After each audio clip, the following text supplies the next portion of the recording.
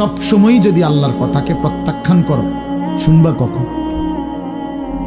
কোনো সময় যদি কোরআন তোমার গায়ে না লাগে, তোমার বিবেকে না লাগে, তো শুনবা কখন ভাই? আল্লাহর কোরআন কি কখনোই তোমার জন্য আগ্রহের বস্তু হবে না? কোনো সময় মনোযোগ আসবে না? কোরআন শরীফে আছে ফাবি আইয়ি হাদিসিন বাদাহু ইউমিনুন। আল্লাহ বলে, বান্দা, কোরআনের চাইতে দামি আর কোন কথা বললে তুমি বিশ্বাস করতে? বলো, এর চাইতে দামি আর কি বলতাম আমি আল্লাহ? আমি আল্লাহ বলেছি, সর্বশ্রেষ্ঠ ফেরেশতা জিব্রাইলের মাধ্যমে পাঠিয়েছি, সর্বশ্রেষ্ঠ রাসূল আমার প্রিয় বন্ধুর কাছে পাঠিয়েছি। 23 বছর আমি আল্লাহ বলছি, 30 পারা কোরআন নাজিল করেছি। এরপরে আর কি বলতাম আমি? কিভাবে বলতাম? এর চাইতে দামি, এর চাইতে শ্রেষ্ঠ আর কোন কথা বললে তুমি মেনে নিতে? কোরআন শরীফে আল্লাহ জানতে চাইছে আমাদের কাছে। এই জন্য দোস্ত, এই জন্য বাপ, খুব লম্বা বয়ান করার মতো সময় সুযোগ আমার কাছে নাই। আমি প্রথম অনুরোধ করব, মনোযোগ থাকা দরকার। আমার বয়ান হোক আর যার বয়ানই হোক, নিজ মহল্লার ইমাম সাহেবের বয়ান হোক আর একেবারে চাঁদের দেশের হুজুর হোক, যে মনোযোগী হয় তার জিন্দেগি বদলায়। মনোযোগী না হলে গাফেল, তো আপনার জন্য কাবা শরীফের ইমাম আনলেই কি? আপনার জন্য মদিনার মসজিদে নববীর ইমাম সাহেব আনলেই কি? আপনার তো সিদ্ধান্ত পরিবর্তন হবেন না। তাইলে পৃথিবীর সবচেয়ে বড় হুজুর আনলেই কি হবে আর না হবে? যে সিদ্ধান্তই নিছে যে আমি ফজরের নামাজ পড়ব না, তো তার জন্য হুজুর বদলায় লাভ কি? যে সিদ্ধান্তই নিছে আমি হালাল খাবো না, আমি সুদ কিস্তি এটা ছাড়বো না, এটা আমার সিদ্ধান্ত, তাইলে তার জন্য হুজুর বদলাইয়া লাভ কি? বড় থেকে বড় হুজুর এনে লাভ কি ভাইয়া, যদি আমার দিল উল্টানো থাকে? এই যে হাদিসের মধ্যে আছে, আল্লাহ ভাই বুট খায়ও না, বুট খায়ও, মনোযোগ দাও। ছেলেরা, আমি আবারও বলছি ভাইয়া, পরস্পর কথা বলো না। ফালতু অভ্যাস ছাড়তে না পারলে তুমি উঠে যাও, আমার কোনো মানা নেই। আমি কথাই বলবো অল্প একটু। দোস্ত, মনোযোগ না দিলে তুমি বাহিরে ঘোরো, আমার কোনো অসুবিধা নাই। বললাম, আমি ব্যক্তিগতভাবে শ্রোতা গুণী না, এটা আমার কোনো সময়ের মাথা ব্যথা না। ছোট বড় সব মাহফিলে আমি সমান তালে বয়ান করি, এটা আমার আজীবনের অভ্যাস। আলহামদুলিল্লাহ, এই অঞ্চলটা আমার পায়ে হাঁটা অঞ্চল। এখন না আমি আসছি গাড়িতে, কিন্তু আমি তো এগুলো পায়ে হাঁটাই আসছি। তাইলে যখন আমার আরো ছোট ছোট মাহফিল হয়, তখনও আমি 3-4 ঘন্টা বয়ান করে গেছি। ব্যস্ততার কারণে সময় মিলানো যায় না, এতটুকুই সমস্যা, আর কিছু না। জোহরের পর থেকে বয়ান শুরু হয়েছে, এখনো চলতেছে, আরো বয়ান আছে। হ্যাঁ, মুরাদনগর আবারও বয়ান আছে। এটা এমনি বললাম, অর্থ হইল আল্লাহর জন্য বলতে থাকা। এজন্য দোস্ত, বন্ধু আমার, মনোযোগ দিলে ভালো। জীবনটা সবসময় একরকম খামখেয়ালি, গাফলতি, অবহেলায় অবহেলায় চলে গেল, তো রাত তো আর ফিরবে না, দিন তো আর ফিরবে না, এই সময় আর হবে না। 17ই ফেব্রুয়ারি 2025 আর আসবে না। আগামী বছর 17ই ফেব্রুয়ারি হবে, কিন্তু সেটা হবে 2026। আগামী সপ্তাহে 17 তারিখ সোমবার আসবে, কিন্তু সেটা হবে 23 তারিখ। প্রতি রাত, প্রতি ঘন্টা, প্রতি মিনিট, প্রতি সেকেন্ড একবারই আসে। আমাদের হায়াত একবারই, প্রত্যেক মিনিট একবার। নবী সাল্লাল্লাহু আলাইহি ওয়াসাল্লাম বলছেন, ইরতাহালাতিদ দুনিয়া মুদবিরা ওয়ারতাহালাতিল আখিরাতু মুকবিলা। নবীজি বলেন, উম্মত শুনো, প্রতি সেকেন্ড, প্রতি মিনিট দুনিয়া তোমার পিছনে যাচ্ছে, প্রতি মিনিট আখিরাত তোমার সামনে আসতেছে। প্রতি ঘন্টা যায় তো আমার দুনিয়া যায়, প্রতি ঘন্টা যায় তো আমি আখিরাতের দিকে 1 ঘন্টা আগায় যাই, কবরের দিকেই 1 ঘন্টা আগায় যাচ্ছি, হাসরের দিকেই আমরা মূলত কি আগায় যাচ্ছি। এই জন্য নবীজি বলছেন, অতএব বুদ্ধিমান হলে শোনো উম্মত, ফাকুনু আবনা আল আখিরা ওয়ালা তাকুনু আবনা আদ দুনিয়া। নবীজি বলছেন, অতএব তুমি আখিরাতের সন্তান হও, আখিরাতের পরিচয়ে পরিচিত হও, দুনিয়ার সন্তান হও না।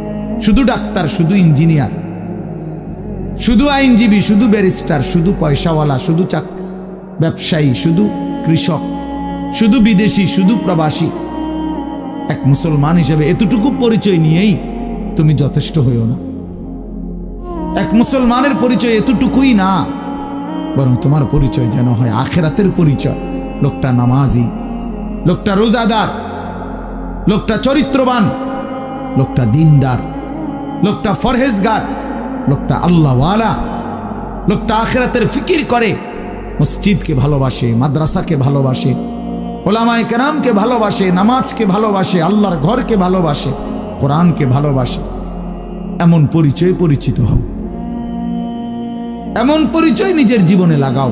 নবীজি বলছেন, শুধু দুনিয়ার পরিচয়, অনেক বড় পয়সাওয়ালা, অনেক বড় টাকাওয়ালা, অনেক বড় ক্ষমতার অধিকারী, দোস্ত ক্ষমতা বেশি বা কম উভয় অবস্থাতেই কবরে চলে যাবে, হাসলেও মরে যাবে, কাঁদলেও মরে যাবে।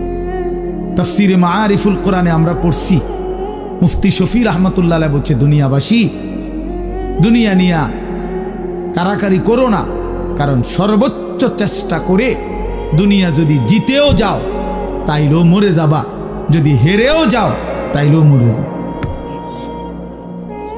পৃথিবীর সর্বশ্রেষ্ঠ ধনী সেও মৃত্যুবরণ করবে, পৃথিবীর সর্বশ্রেষ্ঠ ফকির সেও মৃত্যুবরণ করবে, মরেই যাবে। প্রিয় বন্ধু, তোমরাও আমরাও হাসলেও মরে যাব, কাঁদলেও মরে যাব, সুখে থাকলেও মৃত্যু হবে, দুঃখে থাকলেও মৃত্যু হবে, অট্টালিকায় থাকলেও মরণ, কুড়ে ঘরে থাকলেও মরণ। অতএব যেই মৃত্যু আমাকে বরণ করতেই হবে, যেই কবর থেকে আমি আড়াল হওয়ার, পাশ কাটার কোনোই সুরত নাই, অতএব তার জন্য প্রস্তুতি নেওয়া, যেটার মুখোমুখি আমাকে হতেই হবে, তার জন্য প্রিপারেশন নেওয়া, এটাই বুদ্ধিমানের কাজ। আমার যেহেতু ডায়াবেটিস হয়েই গেছে, এখন আমার এই অবস্থায় শরীর স্বাভাবিক থাকবে কেমনে, এইটা নিয়েই ফিকির করা উচিত। আমার যেহেতু গ্যাস্ট্রিক হয়েই গেছে, আমার যেহেতু এই রোগ হয়েই গেছে, এখন বিবেকবান বুদ্ধিমান উচিত যে এই অবস্থায় আমি সুস্থ থাকবো কিভাবে। ঠিক মনে করেন এরকম, আমাকে যেহেতু কবরে যেতেই হবে, আমাকে যেহেতু মরতেই হবে, অতএব এখানে উচিত বিবেক দিয়ে যে অতএব আমাকে কবরে ভালো থাকবো কিভাবে তার ফিকির। কারণ কোন যুক্তি দিয়ে, পৃথিবীর সর্বশেষ যুক্তি প্রযুক্তি দিয়েও তো আমি কবর থেকে বাঁচতে পারবো না। তাহলে যে সত্য আমাকে গ্রহণ করতেই হবে, যে অমোঘ বিধান আমাকে মেনে নিতেই হবে, তার জন্য প্রিয় ভাই নিজেকে প্রস্তুত করা, ভাবা, কল্পনা করা, এটাই বিবেকের দাবি, এটাই ইনসাফের দাবি। এই জন্য ছেলেদেরকে বললাম, বাবা, কিশোর নওজোয়ান বয়সে তুমি ফিকির করো, তুমি সুস্থ সবল সামর্থ্যবান, শরীর স্বাস্থ্য জীবন যৌবন সব সুস্থ আছে, শক্তি আছে, এই সময়ে যদি কোনো ভাবনা না আসে তো বুড়াকালে কেমনে ভাববা?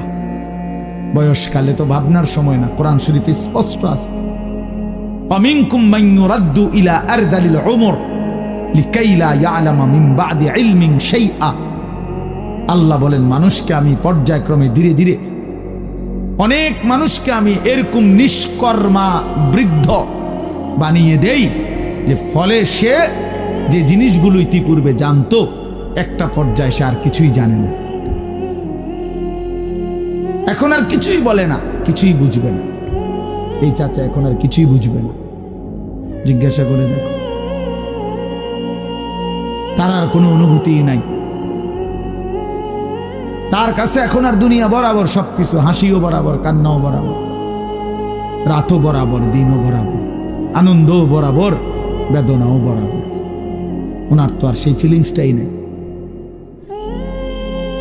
আমার মারে দেখছি আমি, আজীবন মা কত নামাজ পড়তেন, তিলাওয়াত করতেন, তসবিহ পড়তেন, 500 দানার তসবিহ পড়তেন মা। তার মা এখন এত অসুস্থ হয়ে গেছে, বৃদ্ধ। নামাজের কথা কোনো 10 বার 20 বার বললে মানে বোঝে না, কি করবো এটা বোঝে না। অজু করতে কইলে মা বোঝে না। তাহলে আমি তো আমার মায়ের চোখে দেখা সাক্ষী। আমি তো মাকে দেখছি। মা আমার সেই সকাল থেকে রাত পর্যন্ত কত নামাজ পড়তেন, কত কোরআন তিলাওয়াত করতেন। আমার মায়ের সেই জিন্দিগি তো আমি দেখছি ভাইয়া। এই জন্য আমরা, এটাই সত্য, এটাই বাস্তবতা, আমাদেরকে যেতেই হবে। 3 অবস্থার যে কোনো একটা হবেই। হয় একদিন এই শক্ত সামর্থ্য শরীর দুর্বল অসুস্থ হয়ে যাবে, নয়তো বৃদ্ধ হয়ে যাবে, নয়তো তার আগেই কবরে পৌঁছে যাবে। প্রিয় বন্ধু, প্রিয় বাপ, আমাকে এটা বরণ করতেই হবে, আমাকে এটা বরণ করতেই হবে। এজন্য আমি অনুরোধ করছি। ওই দেখেন, ওই ছেলে বারবার মোবাইল উঠাই আয়, মানে অসভ্য কিছু ছেলে আছে, অসভ্য, এমন গাদ্দার যে কারো কোনো কথা শুনবে। এর কথা হইল যে মানে অনেক ছেলের যে হুজুর আমি এর থেকে ভালো মানুষের কথাই শুনি না, আপনার কথা শুনি না। না, এটাই বা হাসি না, এটা কলিজা পাথর হওয়া। এমন গাদ্দার যে কোনোভাবেই আমি নিষেধ করলাম। ওই যে ওই আরেক অপদার্থ হাসে, এই দেখছেন, এই যে এখন নামাইল, এই জিন্দিগি। হে নিজে নিজে হাসে মোবাইলে দিয়ে, মানে কাকে বলে, কেন বলে, কি জন্য, আমার এত কিছু, আমি এবং আমার মোবাইল। পৃথিবীতে এরপরে আর কিছু আছে বা নাই এটা আমার জানার বিষয়। শেষ, আমি এবং আমার একটা মোবাইল। এটাই রাত, এটাই দিন, এটাই হাসি, এটাই কান্না, এটাই আনন্দ, এটাই বেদনা। খালাস। মোবাইল দেখতে দেখতে ঘুমাচ্ছে, মোবাইল দেখতে দেখতে ঘুম থেকে উঠতেছে। রাত গভীর হয় মোবাইলে, ভোর আলোকিত হয় মোবাইলে। আহা, প্রিয় নওজোয়ান, আল্লাহ পাক তাইলে আমাদেরকে জন্য সৃষ্টি করছেন। মাত্র 15,000 টাকা, 14,000 টাকা দামের একটা মোবাইলের কাছে হেরে গেলাম। এত সুন্দর জীবন, অনন্তকালের আখিরাত সব ত্যাগ করে দিলাম। কি বন্ধু, চিরস্থায়ী জান্নাত ছেড়ে দিলা, জাহান্নামের জন্য সিদ্ধান্ত নিয়েই নিলা। এই নারী, এই ছবি, এই উলঙ্গ দৃশ্য, এই জিনা, এই ব্যভিচার, খোদার কসম ধীরে ধীরে তোমার জাহান্নামের দিকেই নিয়ে যাবে। নুআল্লিহি মা তাওয়াল্লা ওয়া নুসলিহি জাহান্নাম। আল্লাহ বলছে, যে বান্দা আমার রাসূলের বিরুদ্ধাচরণ করবে এবং আমার ঈমানদার বান্দারা যে পথে চলে তার উল্টো পথে চলবে, আল্লাহ বলেন আমি তাকে সেই উল্টো পথেই চালাবো এবং একদিন সত্যি সত্যি আমি তারে জাহান্নামে ফেলে দেব। খোদার কসম বাপ, এটা কোরআন শরীফের আয়াত। আমি এই মাত্র বলে আসছি, বলছি তোমরা যারা আমার একটা কথা মনে করো বাপ, ছেলেদেরকে তোমাদেরকে বলি, বাবা সারা দিন সারা রাত মোবাইলে নারী দেখো, ছবি দেখো, নাচ গান, এক ওয়াক্ত নামাজ যারা পড়ো না, কোনোদিন যারা ফজরের নামাজ পড়ো না, হালাল হারামের কোনো পার্থক্য নাই, কিন্তু কেউ তোমারে ফিরায় না। তোমার মা, তোমার বাবা, তোমার পাড়া, তোমার মহল্লা, তোমার দেশবাসী, কেউ তোমারে নিয়ে একটু ভাবে না, কেউ তোমার একটু ফিরায় না। একটা বার বলে না যে এই বাবা তুই কোন রাস্তায় যাচ্ছিস, কিরে তুই মুসলমানের ঘরে জন্ম নিয়ে নষ্ট হয়ে যাচ্ছিস কেন? যাকে কেউ ফিরায় না, কেউ বলে না। কেন বাপ? একটা বার, একটা ছেলে শুধু তুমি আমার কথা ভাইবো যে কেউ তোমারে ডাকে না কেন? 365 দিনে খোদার একটা বছরে কোনোদিন ফজরের নামাজ পড়লা না, অথচ কেউ তোমার একটু বলেও না, কিরে বাবা তুই মুসলমানের ঘরে জন্ম নিয়ে ফজরে নামাজ পড়স না কেন? সারাদিন রাত তুমি মোবাইলের মধ্যে নারী নিয়ে ছবি নিয়ে পড়ে থাকো, কিন্তু আপন মা বাবা আত্মীয় স্বজন পাড়া পড়োশি কেউ তোমারে ফিরাইবার জন্য একটু ডাকেও না, বলেও না। এমন হয়ে গেল কেন তোমার জীবনটা? কেউ তোমারে বাঁচাইতে চায় না কেন?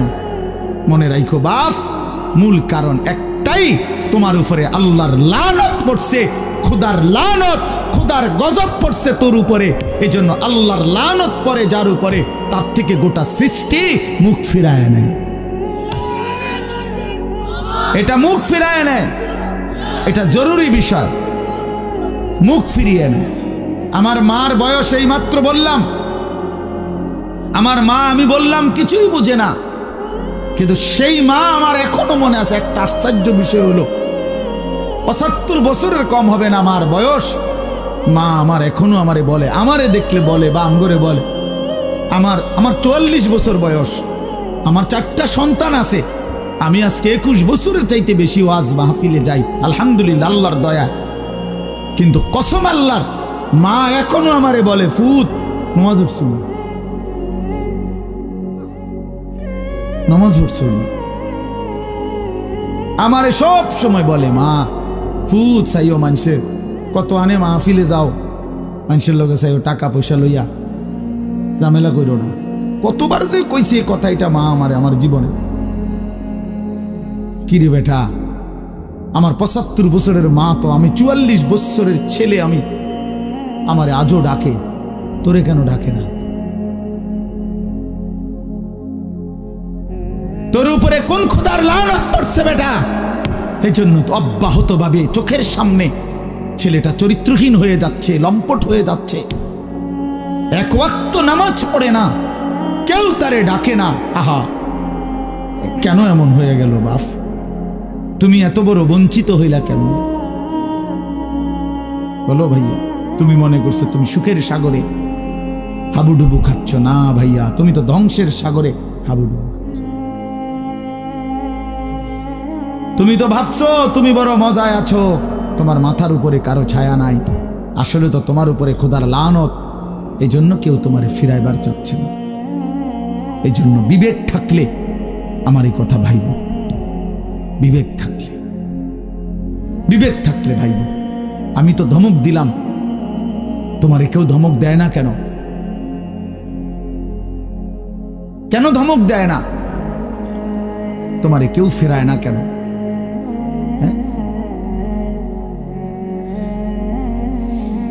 এই জন্য দোস্ত, দয়া করে এটা ভাবা উচিত, আমরা ইনসাফের সাথে আমাদের এটা ভাবা উচিত। আমরা যদি এটা ভাবি, আমাদের জীবন সুন্দর হবে। এই কথাটাই আমি শুরু করছিলাম। আল কাইয়িসু মান দানা নাফসাহু, নবীজি বলছেন সে বুদ্ধিমান যে নিজের হিসাব করে, ওয়া আমিলা লিমা বাদাল মাউত, এবং মৃত্যু পরবর্তীর জন্য আমল করে। সেভাবে আমি কে, আমারে কে বানাইলো, আমি আসলাম কোত্থেকে, কেন বানাইলো, আত্ম উপলব্ধি, নিজের বিবেক, নিজের জাগা। আসলে আমি কে? আমি মানুষ না জানোয়ার? এতটুকু বুঝ, বুদ্ধি, আকল, দিমাগ যদি দোস্ত আমার না থাকে, আমি মানুষ হলাম কিভাবে, মুসলমান হলাম? মাসালুল্লাযী ইয়াযকুরু রাব্বাহু ওয়াল্লাযী লা ইয়াযকুরু রাব্বাহু মাসালুল হাইয়্যি ওয়াল মাইয়্যিত। নবীজি বলছেন যে আল্লাহকে স্মরণ করে আর যে করে না, এই দুইজনের মধ্যে উদাহরণ হলো একজন জীবিত, একজন মৃত। নাফরমান মুর্দা, ইমানদার জীবিত। রাসূলুল্লাহ সাল্লাল্লাহু আলাইহি ওয়াসাল্লাম বলছেন, ইন্নাল্লাযী লাইসা ফি জাওফিহি শাইউম মিনাল কুরআন কাল বাইতিল খারিব। প্রিয় বন্ধু শুনো, নবীজি সাল্লাল্লাহু আলাইহি ওয়াসাল্লাম বলছেন যে কলিজার ভিতরে আল্লাহর কোরআন নাই, কোরআন কিছু পরিমাণ কোরআন শরীফও নাই, 10টা সূরাও শুদ্ধ পড়তে জানে না, 10টা সূরাও মুখস্থ পারে না, আল্লাহর কালামের কিচ্ছুই জানে না। আল্লাহ রাসূল সাল্লাল্লাহু আলাইহি ওয়াসাল্লাম বলছে ওই নাফরমানের দিল হলো কাল বাইতিল খারিব, সারা বাড়ি, আলগা বাড়ি, যে বাড়িতে আগে থাকতো এখন থাকে না, নতুন ঘরে উঠে গেছে, ওই ঘরের এখন কোনা ভাঙ্গা গেছে, এই ঘরের এখন দুয়ার ভাঙ্গা গেছে, টিন সাল ফইরা গেছে, এখন সারা বাড়িটা আলগা বাড়ি, বিরান ঘর, সেই ঘরে এখন কুত্তা থাকে, সেই ঘরে এখন বিড়াল থাকে, সেই ঘরে এখন সাপ বিচ্ছু থাকে, মানুষ থাকে না। খুদার কসম নবীজি বলছে যে কলিজার ভিতরে আল্লাহর কোরআন নাই, ওই কলিজার ভিতরে মানুষ থাকে না, কুত্তা থাকে, কুত্তা।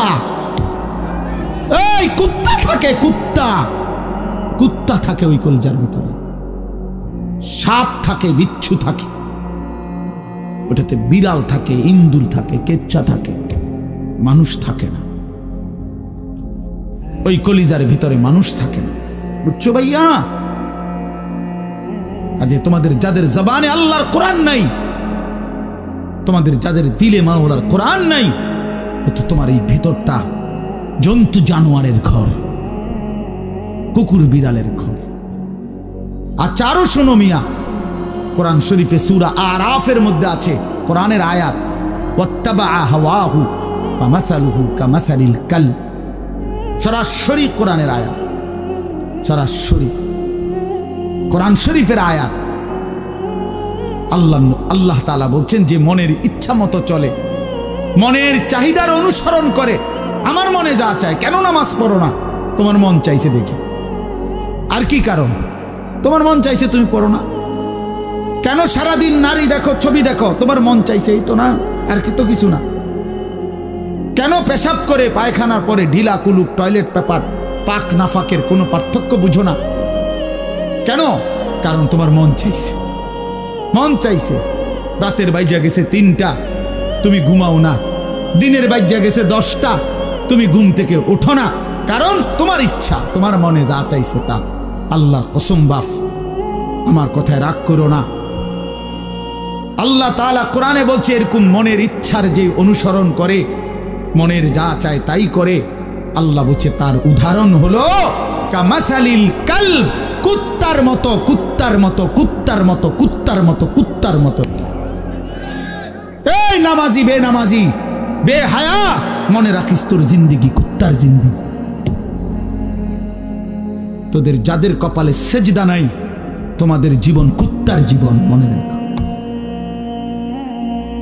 কুকুরের জীবন এটা। কামাসালিল কালব।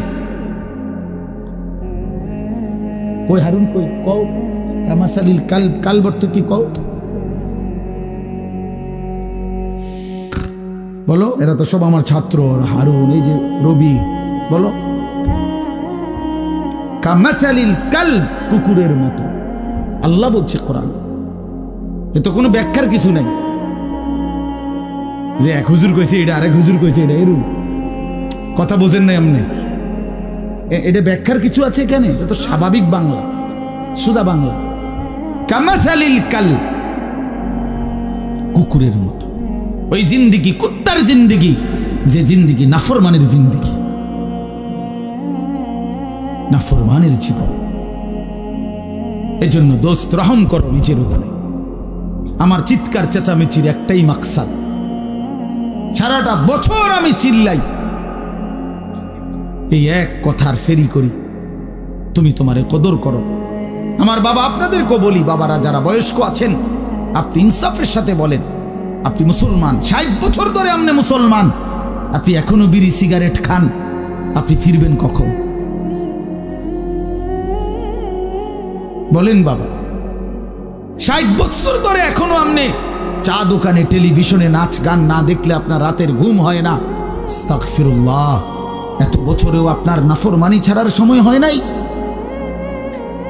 60 বছর বয়সেও মুসলমান গালি দেয়, 60 বছর বয়সেও মুসলমান কিস্তি নেয়, 60 বছর বয়সেও মুসলমান সুদ খায়, 60 বছর বয়সেও মুসলমান টেলিভিশনে নাচ গান নর্তকীর ছবি দেখে। ছি ছি ছি ছি, এত নির্লজ্জ, এত বেহায়া ইমানদার বুড়া মানুষ হইতে পারে না। এত বেহায়া কোনো ইমানদার বুড়া হইতে পারে না বেটা, এটা বুঝা উচিত, এটা ভাবা উচিত। আলাম ইয়ানি লিল্লাযীনা আমানু আন তাখশা কুলুবুহুম লিযিকরিল্লাহ। আল্লাহ বলছে, মুমিন, আমি আল্লাহর ভয়ে তোমার মনটা নরম হওয়ার সময় আজও হয়নি? আমারে ডাকবা না তাইলে? আলাম ইয়ানি লিল্লাযীনা আমানু, আন তাখশা কুলুবুহুম লিযিকরিল্লাহ ওয়া মা নাযালা মিনাল হক। রব্বে কারীম বলে, বান্দা আমার স্মরণ, আমার জিকির, আমার বন্দিগি, আমার কোরআন পড়বার জন্যে তোমার মনটা নরম হওয়ার সময় আজও কি হয়নি?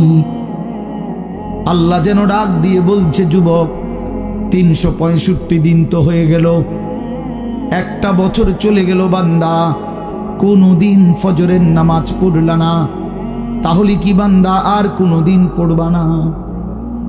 এই ফয়সালা দিয়ে ফেললা। 30 বছর ধরে সুদ খাও বান্দা, তাহলে কি এই সিদ্ধান্তই নিলা আর কোনদিন ছাড়বা না? 20 বছর ধরে দাড়ি কাটতেছ, তাহলে কি এই ফয়সালাই নিলা যে আর কোনদিন দাড়ি রাখবা না? 20 বছর ধরে ঘরে রঙিন টেলিভিশন চলে, প্রতিদিন নাচ গান নর্তকীর ছবি, তাহলে কি মুমিন ফ্যামিলির জন্য এটাই সিদ্ধান্ত নিয়েছো যে আমি আমার পরিবারকে আল্লাহর নাফরমানির উপরেই রেখে যাব? এটা কি নাফরমানি না? কথা বলেন না? তাইলে আর কোনোদিন কি ফিরবা না? আল্লাহ জানতে চাইছে, আল্লাহ জানতে চাইছে, বান্দা সময় কি আজও হয়নি? আমারে কি ডাকবা না? আমি কি একটা সেজদা পাবো না?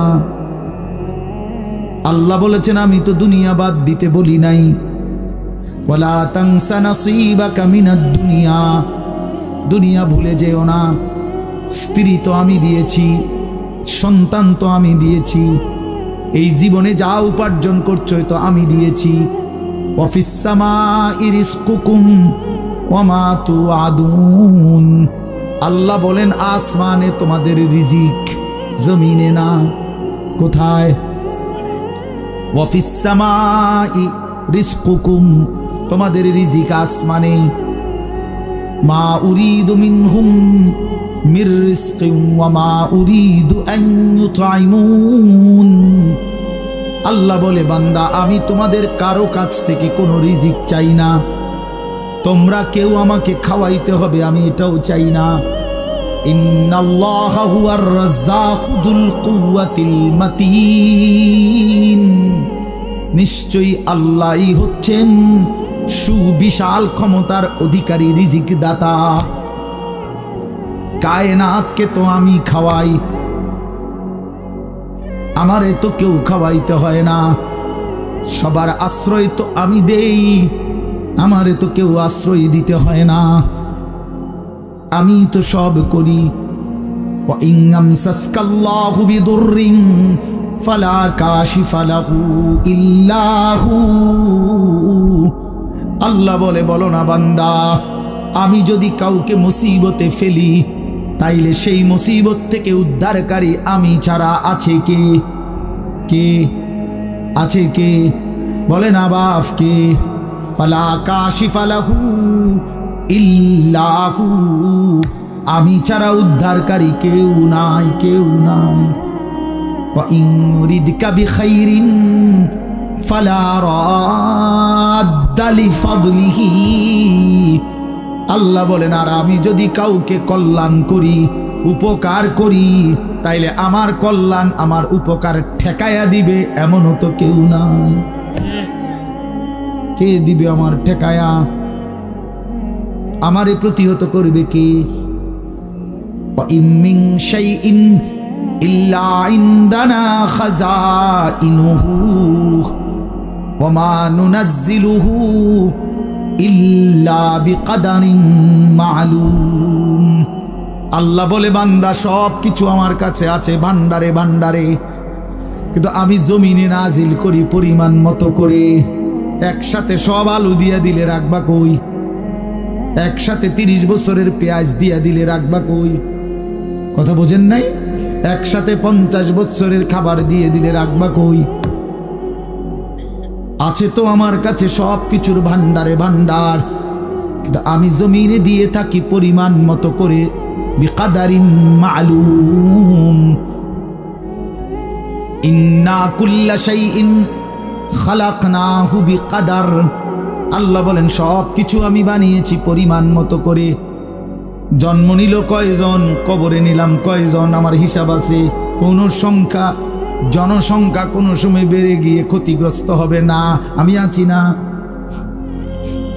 বুঝেন নাই কথাটা? কোন বিজ্ঞানী বুদ্ধি দিছে, কোন পাগলে বলছে? সব পাগল মাতাল ছাড়ো, আমি আছি। ওমা মিন দাব্বাতিন ফিল আরদি ইল্লা আলাল্লাহি রিজকুহা। আল্লাহ বলে যত কিছু জমিনে বিচরণ করে সব কিছুর রিজিকের জিম্মাদারি আমি একাই আমার কাঁধে তুলে নিলাম। ওয়া ইয়ালামু মুস্তাকাররাহা ওয়া মুস্তাউদাআহা। আল্লাহ বলেন আমার বান্দা, আমার সৃষ্টি, আমার মাখলুক কখন কোথায় থাকবে, শেষ পর্যন্ত কোথায় দাফন হবে, আমি সব আগের থেকেই জানি, ফয়সালা করে রেখেছি। গতকালকে আমি ছিলাম সিলেট মৌলভীবাজার, আজকে এই জিন্দিগি। আল্লাহ বলেন আমি জানি, কুল্লুম ফি কিতাবিম মুবিন, সব কিছু আমি স্পষ্ট আমলনামার মধ্যে, তাকদীরের মধ্যে লিখে রেখেছি। তাকদীরে সব আগের থেকেই ফয়সালা করা, সব আগের থেকে সিদ্ধান্ত করা। আর রিজকু মাকসুম, রিজিক বন্টন হয়ে আছে। মাথার গাম পায়ে ফেললা, পায়ের গাম যদি আবার মাথা তো উড়ান, বরাদ্দ যে দূরে দূর, উদ্দাই লাফান। আর উদ্দাই লাফান, বুঝেন নাই? যে পরিশ্রম করে তার আয় বাড়ে, তাইলে তো সব দোকানদারের বেচা কিনা সমান হইতো। একসাথে দোকান খোলে, একসাথে দোকান বন্ধ করে, কামাই সমান না কেন? বুঝেন নাই আমনে কথা? একই স্ট্যান্ডে সবার 30টা সিএনজি এখান থেকেই গেছে, এখান থেকেই আপনার এই সিরিকাইল থেকেই কোম্পানিগঞ্জ, কোম্পানিগঞ্জ থেকেই সিরিকাইল, কই সবার ইনকাম বরাবর কেন? কেন? শুধু পরিশ্রম করিলেই অর্থ আসে? না না না, আসমানের ফয়সালাতে অর্থ আসে, রবের ফয়সালা। ইন্না রাব্বি ইয়াবসুতুর রিজকা লিমান ইয়াশাউ ওয়া ইয়াকদির। আল্লাহ বলেন আমি যাকে মন চায় তাকে বেশি দেই, যাকে মন চায় তাকে কম দেই না। আমার ফয়সালা, তোমার কি? কমটাও আমার, বেশিটাও আমার, তুমি কি? আল্লাহ তারে বেশি দিলেন কেন, তো তোমারে কম দিলাম কেন? তোমারে যে কম দিলাম এটাই কেন দিলাম, তুমি এটা কও। তোমার কি যোগ্যতা? কোনটা তোমার? আসমান তোমার না জমিন তোমার? শরীর তোমার না দেহ তোমার? বুদ্ধি তোমার না চোখ তোমার না হাত তোমার? তোমার কি তা? কথা বলেন না কেন? তো সবই আমার, আমি যাকে যা মন চাই তাই দেব। তুমি কি? তুমি এনে মতামত দিবার অধিকার আছে নি আমার? তাই এই জন্য বাপ, বন্ধু আমার, দোস্ত আমার, সাথী আমার, সবাই রে বলি ভাইয়া জিন্দিগির হিসাব করেন। এটাই আমার মূল বক্তব্য। আর একটু নড়ে চড়ে ঘুরে দাঁড়ান। ছেলেরা, বাপ ফিরে আসো তুমি আল্লাহর দিকে, কোরআনের দিকে, নামাজের দিকে, সেজদার দিকে। এই কপাল পৃথিবীর কোনো কামাইতে লাগে না।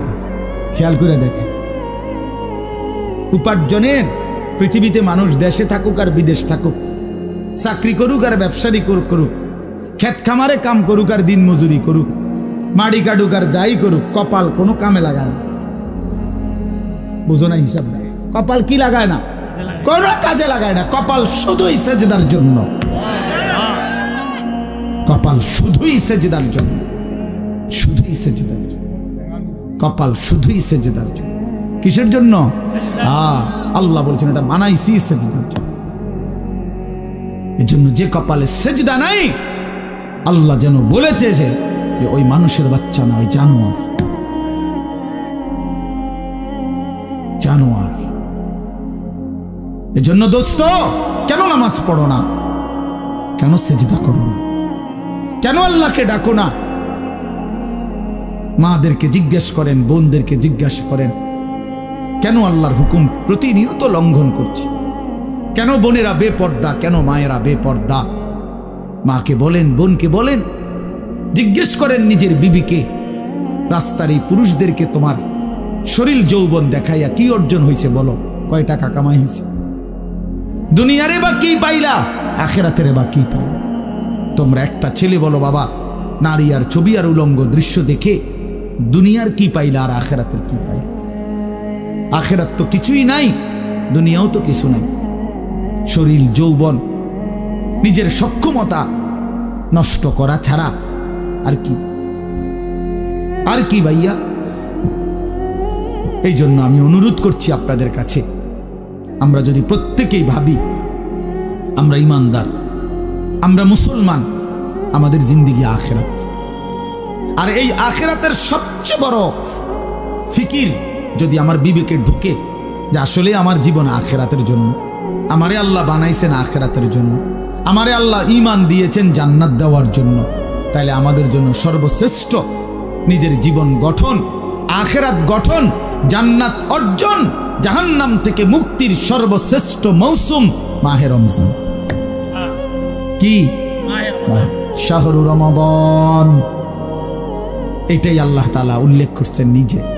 আমি এই আয়াতটাই পড়ছি, এটা বললে আমার কথা শেষ। সূরা বাকারার 185 নম্বর আয়াত, আল্লাহ তাআলা বলেন শাহরু রমাদান, রমজান মাস। যে রমজান এতটা দামি যে মহান আল্লাহ পাক রব্বুল আলামিন নিজে উল্লেখ করছেন, নিজে শাহরু রমাদান, রমজান মাস। আচ্ছা, এই রমজান মাস এটা কোরআনের শব্দ, অতএব আপনারা ভাবেন, একজন হলেও বুঝবেন, আপনারা ভেবে দেখেন এটা পৃথিবীতে উচ্চারিত হয় রমজান মাস কতবার, কতদিন? সারা বছর, সারা বছর এই শব্দ উচ্চারিত, কারণ সারা বছর আল্লাহর কোরআন আল্লাহর জমিনে কোথাও না কোথাও তেলাওয়াত হইতেছে। তাহলে এটা যেহেতু কোরআনের শব্দ শাহরু রমাদান, এই জন্য রমজান মাস এই কথার যেন উচ্চারণ সারা বছর, সারা বছর যেন আল্লাহর জমিনে উচ্চারিত হয় যে বান্দা, একটা মাস আছে বড় দামি মাস, সেটা রমজান মাস, সেটা রমজান মাস। আল্লাহ বলেন, এবার নিজে আল্লাহ বলতেছেন, শোনো বান্দা, আমি নিজেই এই মাসের পরিচয় দেই। আমি যদি জিজ্ঞেস করি রমজান মাস কোন মাস, তা আল্লাহ বলেন আমি পরিচয় দিচ্ছি, শোনো, আল্লাযী উনজিলা ফীহিল কোরআন, এটা সেই মাস যে মাসে আমি আল্লাহ কোরআন নাজিল করেছি। কোরআন নাজিল হয়েছে যেই মাস, সেই মাসের নাম রমজান মাস। এই কারণে রমজান এত দামি। রমজানের আমার শায়েখ আল্লামা মুফতি মুশতাকুন নবী সাহেব বলে, রমজানের প্রতি ঘন্টা, মিনিট, সেকেন্ড, এক একটা মুহূর্ত যেন হীরামণি মুক্তার মতো, হীরামণি মুক্তার মতো। আল্লাহ তাআলা এমন ভাবে এটাকে, যেমন এই প্যান্ডেলটা আপনারা আলাদাভাবে সুন্দর করে চারদিকে কি চমৎকার করে সাজাইছেন, চারিদিকে এটাকে সুন্দর করে একটা সাজানো প্যান্ডেল, রমজানকে যেন আল্লাহ তাআলা এভাবে সাজাইছেন। আল্লাহ নিজের হাতে রমজান সাজাইছেন। আল্লাহ বলে, বান্দা শোনো, আমি রমজানকে কেমনে সাজাইলাম। 1, পুরা মাস রোজা। 2, প্রতিদিন ইফতার। 3, প্রতিদিন সাহারি। 4, প্রতিদিন 20 রাকাত তারাবি। 5, শেষ দশকে এতেকাফ। 6, শেষ দশকের বেজর রাত্রিতে শবে কদর। এরপরে 7, একটা নফল একটা ফরজের সমান। 8, একটা ফরজ 70টা ফরজের সমান। 9, প্রথম দশক রহমত। 10, মাঝখানের দশক মাগফিরাত। 11, শেষ দশক জাহান্নাম থেকে মুক্তি। আল্লাহ বলেন, জান্নাতের দরজা খুলে দিলাম, জাহান্নামের দরজা বন্ধ করে দিলাম, সমস্ত শয়তানগুলোকে শেকলে বন্দী করে দিলাম, চারিদিক দিয়া গোলাইয়া সব গুছাইয়া বান্দা, রাস্তা কেবল একটাই খোলা, দরজা কেবল একটাই খোলা। পুরা রমজান রাতে আসো, দিনে আসো, দুপুরে আসো, শুধু আমার গোলামি করবা, গুনাহ ছেড়ে দিবা, আর একটা দরজা দিয়েই সবাই ঢুকবা, শুধুই জান্নাত, শুধুই জান্নাত, শুধুই জান্নাত, শুধুই জান্নাত। কারণ দরজা তো খোলা একটাই, জান্নাতের দরজা, জাহান্নামের দরজা বন্ধ। এই মাসে আমি কোনো দিকে দেব না, শুধু জান্নাত দেব, শুধু জান্নাত, শুধু জান্নাত। এজন্য বাপ মহান আল্লাহ পাক রব্বুল আলামিন বলছেন, রমজান আমি কোরআন নাজিলের মাস। আমার শায়েখ বলে, আল্লামা মুফতি মুশতাকুন নবী সাহেব বড় সুন্দর বলছে হুজুরে, যে শুনেন, আল্লাহ তাআলা রমজানকে বলছেন কোরআন নাজিলের মাস, এজন্য দামি বানাই দিছেন রমজান। একটাবার চিন্তা করে দেখেন, প্রত্যেক রমজানে কোরআন নাজিল হয় না, রমজান নির্দিষ্ট একটি রমজানে না কোরআন নাজিল হয়েছে, কথা বুঝছেন না? কিন্তু ওই এক মাসে কোরআন নাজিল হয়েছে দেখা আল্লাহর এই জমিনে যতবার এই মাস ঘুরে ঘুরে আসতেছে 1450 বছর ধরে প্রত্যেকবারই এই মাস দামি হয়ে যাচ্ছে। একটি রাতে শবে কদর কোরআন নাজিল হয়েছে, ফলে যতবার এই রাতটা ঘুরে ঘুরে আসে প্রত্যেক বছরেই এই রাত দামি হয়ে যাচ্ছে। অতএব কোরআনুল কারীম এক রাত্রিতে নাজিল হইছে, এজন্য প্রত্যেকবারই ওই রাত্রি দামি। একটি মাসে নাজিল হইছে, এজন্য প্রত্যেক বছর ওই মাসটা দামি। এজন্য যে ইমানদার কোরআনকে বুকে আগলায় নিছে, কোরআনকে নিজের জীবনে গ্রহণ করে নিছে, রমজানকে আপন করে নিছে, খোদার কসম রব্বে কারীম তাকেও সারা বছর সারা জিন্দেগি দামি বানায় দিছে, দামি বানায় দিছে। এজন্য রমজান মাসের নাম কি? রমজান। রমজান উচ্চারণ করেছেন যিনি এই মাসের নাম, তিনি রহমান, আর তিনি নাজিল করেছেন কোরআন। এটা গ্রহণ করেছে যে সে হলো মুসলমান। দিয়েছেন যিনি, তিনি রহমান। যিনি দিয়েছেন তিনি রহমান। মাসের নাম রমজান, নাজিল করলেন কোরআন, গ্রহণ করলো মুসলমান। ফামান শাহিদা মিনকুমুশ শাহরা ফালিয়াসুমহু, আল্লাহ বলেন হুদাল লিন-নাসি ওয়া বাইয়িনাতিন মিনাল হুদা ওয়াল ফুরকান। আল্লাহ বলছে বান্দা আমি এমন কোরআন নাজিল করেছি যেই কোরআন গোটা বিশ্ব মানবতার হেদায়েত, এবং সব কথা স্পষ্ট, বাইয়িনাত, কোনো কথা, কোনো শব্দ, কোনো বাক্য, কোনো ব্যাখ্যা বিশ্লেষণ অস্পষ্ট, অগোছালো, অপূর্ণাঙ্গ কোরআনে নাই, সব স্পষ্ট, রাত দিন 24 ঘন্টা। ওয়াল ফুরকান, এবং কোরআনই হচ্ছে, এই শেষ কথাটা মনোযোগ দিয়ে শুনো ভাইয়া, আল্লাহ তাআলা বলছে কোরআন হচ্ছে ফুরকান, সত্য মিথ্যা, ন্যায় অন্যায়, উচিত অনুচিত, হালাল হারাম, জায়েজ না জায়েজ, করণীয় বর্জনীয়র মধ্যে পার্থক্যকারী আল্লাহর কোরআন। এজন্য কোরআনবিহীন কোনো মানুষ সভ্য হইতে পারে না। কোরআনবিহীন কোনো মানুষ বাংলা বই ন্যায় অন্যায় শিখায় না, অঙ্ক বই ন্যায় অন্যায় শিখায় না, ইংরেজি বই ন্যায় অন্যায় শিখায় না, পদার্থবিজ্ঞান জীববিজ্ঞান ন্যায় অন্যায় শিখায় না, রসায়ন বিজ্ঞান ন্যায় অন্যায় শিখায় না, উচ্চতর গণিত ন্যায় অন্যায় শিখায় না, ডাক্তারি বই ন্যায় অন্যায় শিখায় না, আইনের বই ন্যায় অন্যায় শিখায় না। শুধু আল্লাহর কোরআন ন্যায় এবং অন্যায়, হালাল এবং হারাম, উচিত এবং অনুচিত, বৈধ এবং অবৈধ এটা শিখায়। অতএব কোরআন বঞ্চিত তো সে হালাল হারাম থেকেই বঞ্চিত।